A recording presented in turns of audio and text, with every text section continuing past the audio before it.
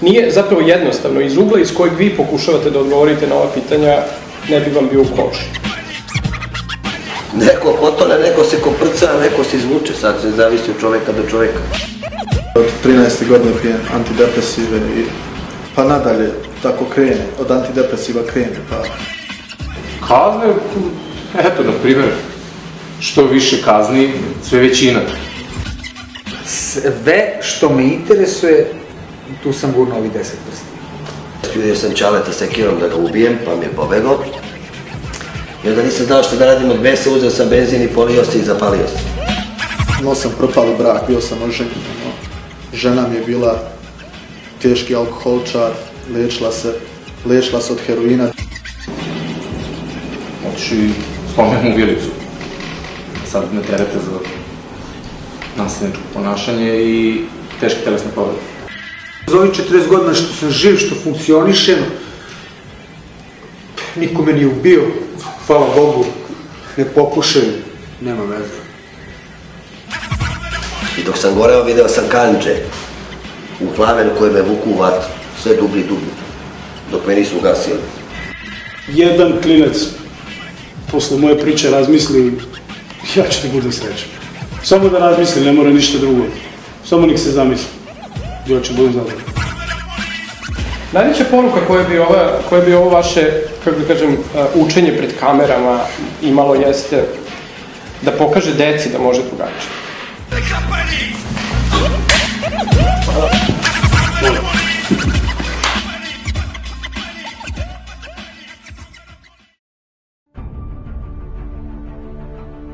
Znači, ako hoću da budem slobodan, moram da budem ja. Ne onaj ja koji moja mama misli da treba da budem. Ne onaj ja koji moja deca misle da treba da budem. Ne onaj ja koji moj brat misli da treba da budem. Ako hoću da budem slobodan, moram da budem ja. I tek kada se upoznamo sa tim svojim ja, konačno, grooming se dešava kao prirodna posledica. Ovo je program koji razvija samo svest o tome šta zapravo, čemu ovo znanje služi, čim je ono u kontekstu povezano, zašto vam je ono uopšte potrebno. I u prvim danima moramo da razvijemo cilj koji moramo da fokusiramo u samo jednu tačku. I sve kasnije što budemo ovde učili i radili, bit će usmereni samo ka tom jednom zadatku. I ako uradite sve što vam budem rekao, rezultat će se spontano pojaviti neizostavno. Nećete biti ni svesni da ste stigli na kraj, na slika. Mi kada zatvorimo oči i kada usmerimo pažnju na nešto, mi to možemo da posmatramo kao da gledamo film, je li tako? Na platnu našeg uma. Možemo da projektujemo film kao da smo u bioskopu. I ako isključimo čula, možemo da se fokusiramo i gledamo film unutar sebe. I najviše ćemo se baviti stvaranjem upravo te slike koju ćete kasnije kroz proces groominga ostvariti. Grooming je potpuna iluzija. I pored toga što mi šišamo prednju nogu da ona izgleda kao da je stalno u pokretu, mi moramo da je šišamo sa tendencijom da je ona uvek čvrsta i statična. Ja nikada nisam šišao prednju nogu.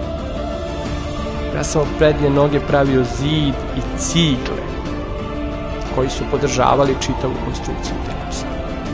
I onda prednja noga uvek ispadne savršena. A sve ostalo bit će vezano za tu vašu slobodu izražavanja bez bojazni da budete kritikovani zbog toga što ste ono što jeste. Šta god to jeste bilo. To je stvaranje iluzije savršenstva tamo gde ga ne vidimo. Savršenstvo je uvek prisutnost tamo što čovek često nije u stanju da vidi, jer u svemu vidi problema. Kada šišate makazama, ne mislite o tome, nego razmišljate o pokretu. Zadatak je da ta noga izgleda kao da je u pokretu, koliko god dlake da taj pokret u vašem umu podrazumeva. I tako u suštini svaki mali delić ima zadatak da se integriše u sve veću i veću i veću celinu kako bi na kraju nestao beskonačnost. I zato je jako važno da se osjećamo kao da smo već ostvarili svoj cilj. Ja se danas osjećam kao da savršeno šišam. I ja sam zahvalan zato što sam bio u stanju da prepoznam svaki signal koji me ka tom cilju vodi. Mi kroz taj cilj zapravo pravimo vakuum. Mi se izmeštamo u neku budućnost koja još nije ovde i sada, ali se mi osjećamo kao da smo već tamo negde.